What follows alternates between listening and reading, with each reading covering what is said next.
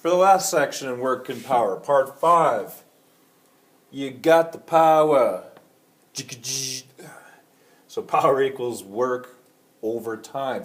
It's working during a certain time period. How much work can you do in a certain time period?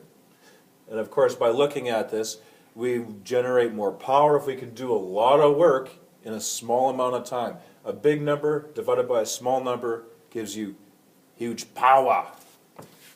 So if we look at breaking that down into variables here, we have P equals W over delta T. So W is work, of course, in joules. Time is in seconds, as always. So if we look at power here, our units work out to be joules per second. Or another unit that is used for that, which is watts. You may think of a 100-watt light bulb. That is power. How much work is done per time period. There's some other units too that are used. So this one we have power is joules per second or watts. And you may also know the old school power unit, horsepower. The relationship there is 1 horsepower, which was classically defined as how much power a 1 horse exerts. 746 watts. So almost 7.5 100-watt light bulbs is 1 horsepower. And of course, if we're dealing with really large units, as we'll see later, with appliances, we may be talking about kilowatts, which is, of course, the prefix kilo implies 1,000 units there. So 1 kilowatt is 1,000 watts. So if we take a look at an example here, how much power does a crane develop? Doing 6.0 times 10 to the 4 joules of work in 5.00 minutes. Determine the answer in watts, then in horsepower. Okay? So solution, yeah, and I'm talking about the vehicle crane, not the bird crane. So a crane, that's a picture of a crane there. I'm not sure what that part's called, but lifting something up, doing work. So 6.0 times 10 to the 4 joules. Time, 5 minutes. Of course, we have to be sure to change that into seconds. So 1 minute is 60 seconds, therefore we get 300 seconds. 3 sig figs, so I just put a little line over that last 0, indicating that it's significant. And of course, the unknown is power. How much power does this crane develop in doing that? So quite easy enough here. We have our work, 6.0 times 10 to the 4 joules divided by 300 seconds.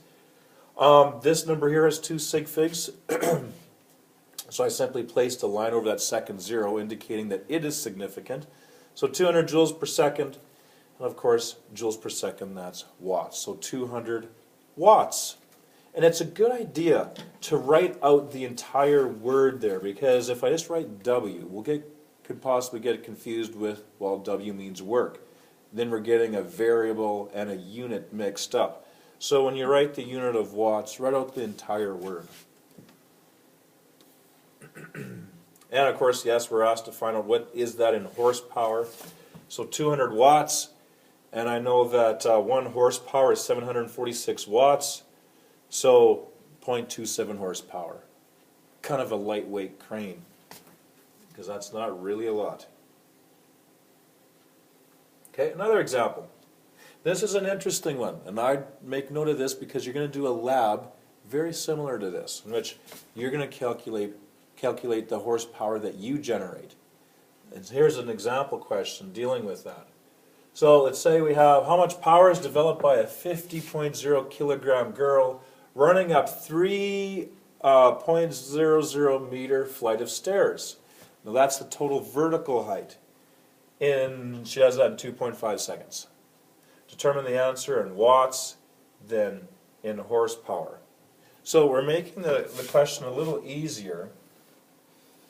So we can assume if these are the, no, it's not an inclined plane, it's actually stairs, so I should actually draw it as stairs, I suppose, to be technically right. We got some funky stairs here. Have the girl, make her a funky redhead here, with an old 60s B cut. So running up the stairs, how much power is developed? Now once again, in an earlier video, that is equivalent to going this way. The work is the same.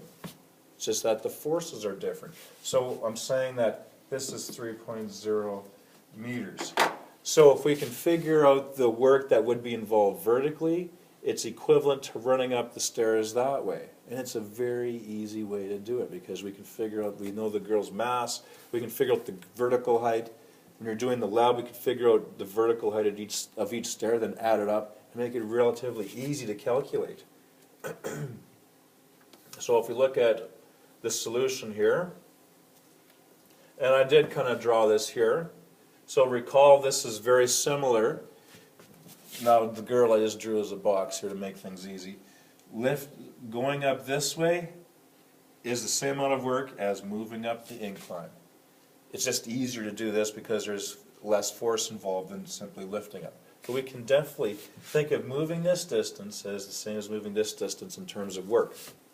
So if we take a look, power is equal to work divided by T. Now, as you see here, I'm going to manipulate this equation a little bit to make it satisfy our given situation here.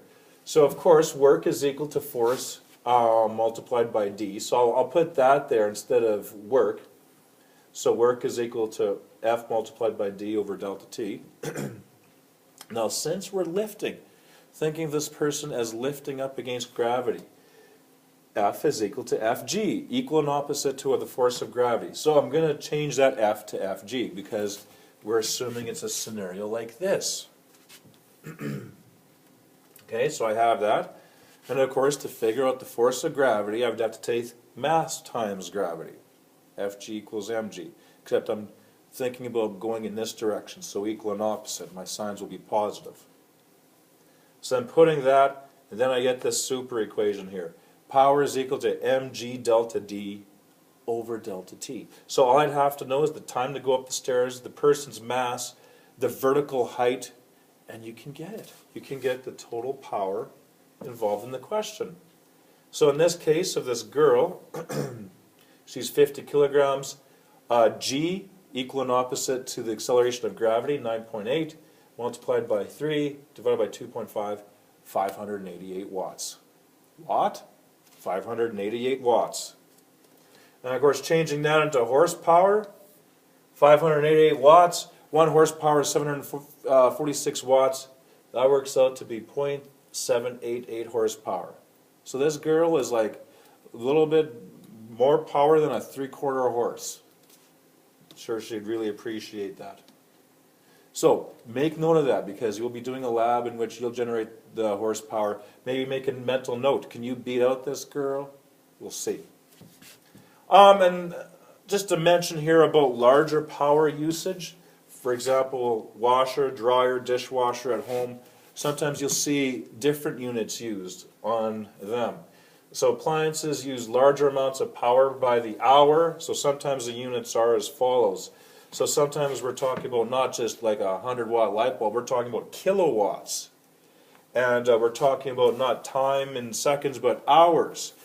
And of course, if I was to solve for W here, multiply it side by time, kilowatt times hours, we get kilowatt hours.